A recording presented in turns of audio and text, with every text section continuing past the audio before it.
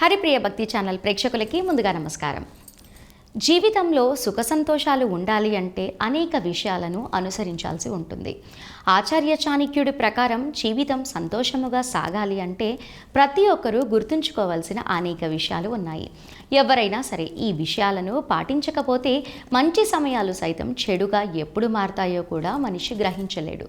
చాణక్య నీతి ప్రకారం ఇంట్లో కనిపించే కొన్ని సంకేతాలు ఆ ఇంట్లో రాబోయే సమయం గురించి సూచిస్తాయి. అప్పుడు జాగ్రత్తగా ఉండాలని చాణక్యుడు సూచిస్తున్నారు. జీవితంలో సుఖ సంతోషాలు ఉండాలి అంటే అనేక విషయాలను అనుసరించాల్సి ఉంటుంది. అంతేకాకుండా ఆకస్మిక దొంగతనం లేదా విలువైన వస్తువులను పోగొట్టుకోవడం కూడా శుభ పరిణామంగా పరిగణించబడుతుంది. ప్రతికూలత, అసమ్మతి, చాణక్య నీతి ప్రకారం తరచుగా తగాదాలు, ఇంట్లో ఉద్రిక్త వాతావరణం ఏర్పడితే ఆ వ్యక్తికి చెడు సమయానికి సూచన. భవిష్యత్తులో కొంత సంక్షోభం ఏర్పడే అవకాశం ఉంటుంది. చాణక్య నీతి ప్రకారం ఇంట్లో తులసి మొక్క అకస్మాత్తుగా ఎండిపోవటం మొదలు పెడితే రాబోయే ఆర్థిక సంక్షోభాన్ని సూచిస్తుంది. డబ్బు సంబంధిత సమస్యలు భవిష్యత్తులో మిమ్మల్ని ఇబ్బంది పెట్టగలవని ఇది ముందస్తు సూచన.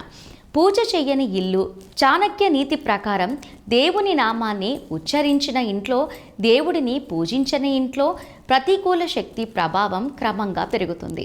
దీనివల్ల జీవితంలో చేసిన పని చెడిపోవడం ప్రారంభమవుతుంది.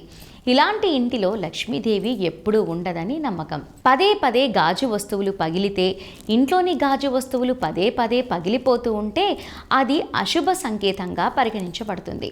ఈ సంకేతం ఆర్థిక సమస్యలను సూచిస్తుంది. అద్దం పగిలిన ఇంటికి పెద్ద ఇబ్బంది రాబోతుందని కూడా నమ్మకం. కనుక విరిగిన గాజు వస్తువులను ఇంటి నుండి తీసివేయండి. మరో వీడియోలో మళ్ళీ కలుద్దాము. నమస్కారం.